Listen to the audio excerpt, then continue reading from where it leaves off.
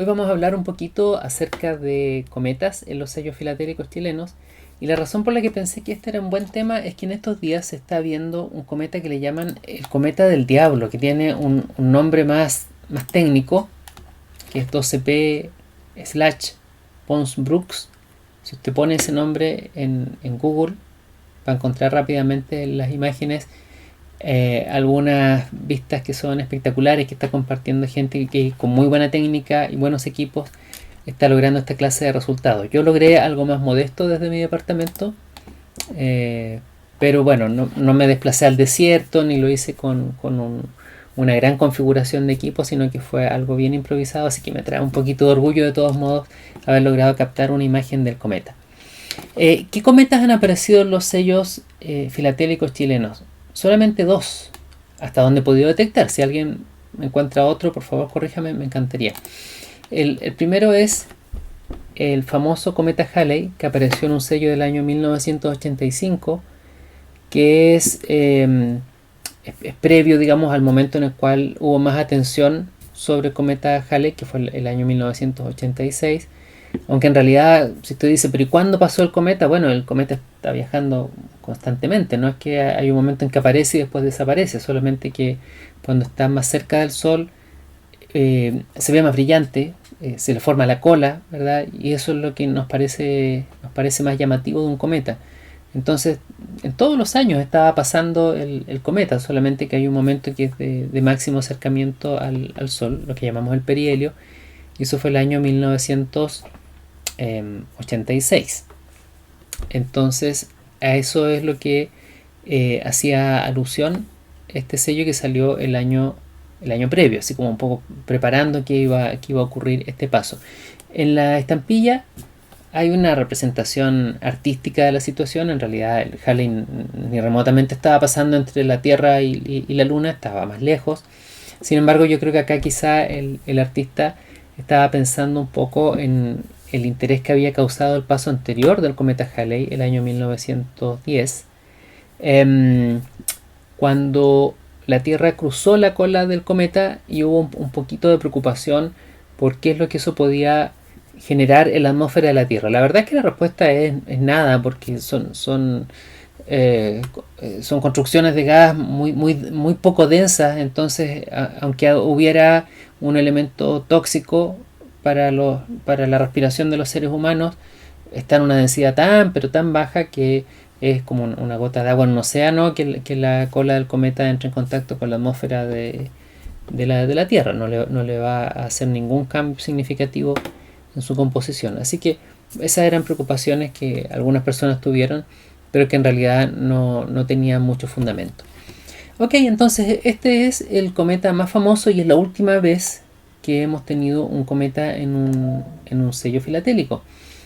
Y antes tenemos un cometa anónimo que aparece en este sello que ya comentamos en una cápsula previa, que es un sello que es una especie de alegoría finalmente, porque en realidad combina algo que es bien real, que son las instalaciones del observatorio en Cerro Calán de la Universidad de Chile en Santiago, donde tiene el Departamento de Astronomía de la Universidad de Chile, pero también este telescopio, que es un telescopio soviético, Maksutov, que estaba no instalado en Calán, sino que en la estación de Cerro del Roble, y que el artista lo puso aquí como flotando encima de Calán, como una manera de combinar ambas capacidades tecnológicas, ¿verdad? Yo creo que intentando sugerir todo esto es administrado por la Universidad de Chile, finalmente.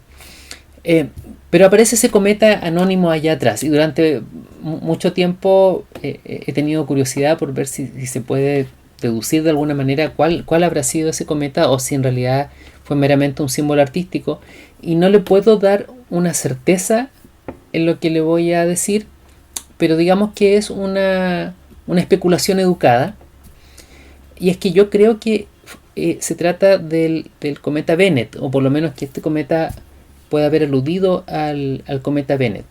La razón por la que pienso esto es que en la década de 1970 hubo solamente dos cometas brillantes. Uno fue el cometa West a mediados de los 70, de manera que es posterior a la emisión de este sello, pero el otro cometa brillante se descubrió a fines de 1969 y captó más interés del público en torno a marzo del año 1970, pero se siguió viendo hasta el año 1971 por parte de personas en todo el mundo. Este es el famoso cometa Bennett. Un pequeño alcance es que, como se ve en la foto, no necesariamente es como lo estaba viendo el ojo. Un cometa como el que le mostraba antes, el cometa del diablo, la verdad es que a ojo costaba bastante verlo. Hablé con algunas otras personas a través de redes sociales y me decían que habían tratado de verlo, no vieron nada. Y en el otro extremo tengo un cometa como este cometa del año 2007, cometa Magnot, que como lo ven aquí en esta imagen, que la hice con una cámara portátil de esas simples mientras iba en un avión, tal cual como lo están viendo en la foto es como se veía. Esto es exactamente lo que veía mi ojo. De manera que no necesariamente la representación en la foto es lo que ve el ojo, pero hay casos en que sí, casos en que no. Y nos va a interesar saber, como para tener una idea de qué es lo que estaba viendo la gente, de si era un objeto brillante o no, una cantidad que en astronomía llamamos su magnitud. La magnitud es una medida del brillo de un objeto astronómico, que es una escala un poquito rara, porque viene de una época bien antigua, cuando fue desarrollada, y que mientras más grande es el número que estemos usando, más débil es el objeto al que nos estamos refiriendo. Entonces, si yo digo que algo es de magnitud 1, es algo que es más débil, perdón, que es más brillante, estoy queriendo decir, un objeto más brillante que un objeto de magnitud 2. Un objeto de magnitud 2 es más brillante que un objeto de magnitud 3, etcétera, etcétera, etcétera. Y no es una magnitud, no es un cambio de brillo que es lineal, sino que va siendo una multiplicación media rara. El de magnitud 2 es 2,5 veces más débil que el de magnitud 1. El de magnitud 3 es 2,5 veces más débil que el de magnitud 2, etcétera, y hay que ir haciendo los cálculos para poder comparar. Dejando eso de lado y pensando cómo me acuerdo de esto fácilmente, si el número es más chiquitito, el objeto es más brillante. Entonces, en el caso de este, que era el cometa del diablo, que se está viendo, les decía en estos días, tiene una magnitud que es algo así como 4,4 y se va a ir haciendo más débil así como van pasando los días. El cometa Bennett, alcanzó en su momento máximo en torno a una magnitud 1.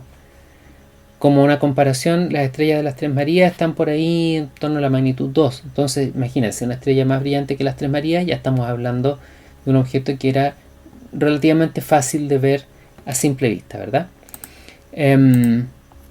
Y bueno, aquí es donde viene mi especulación. Y es que me puse a ver quiénes habían estado haciendo observaciones en el mundo de este cometa y quienes particularmente en Chile habían estado haciendo observaciones de este cometa.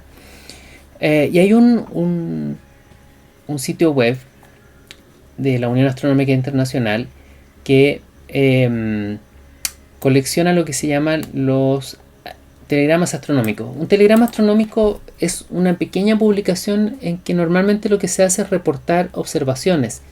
No es tan complejo como lo que llamamos en ciencia un paper, que es un artículo súper estructurado que tiene un montón de formalidades, razonamientos, que explican en detalle toda la metodología usada, es revisado por otros científicos y hay que convencer a los otros científicos de que lo que contiene ese artículo es correcto antes de que pase a publicación.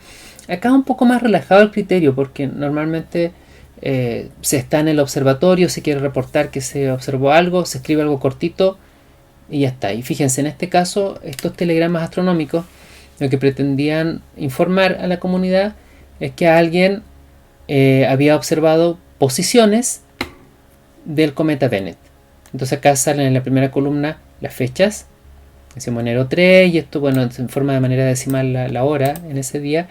Luego una coordenada que se llama ascensión recta, una coordenada que se llama declinación y quién lo observó. Y empiezan a aparecer algunos nombres que, si le hacemos el seguimiento aquí abajo de dónde son los autores, fíjense que tenemos personas que son de la Universidad de Chile, del Observatorio Cerro Calán.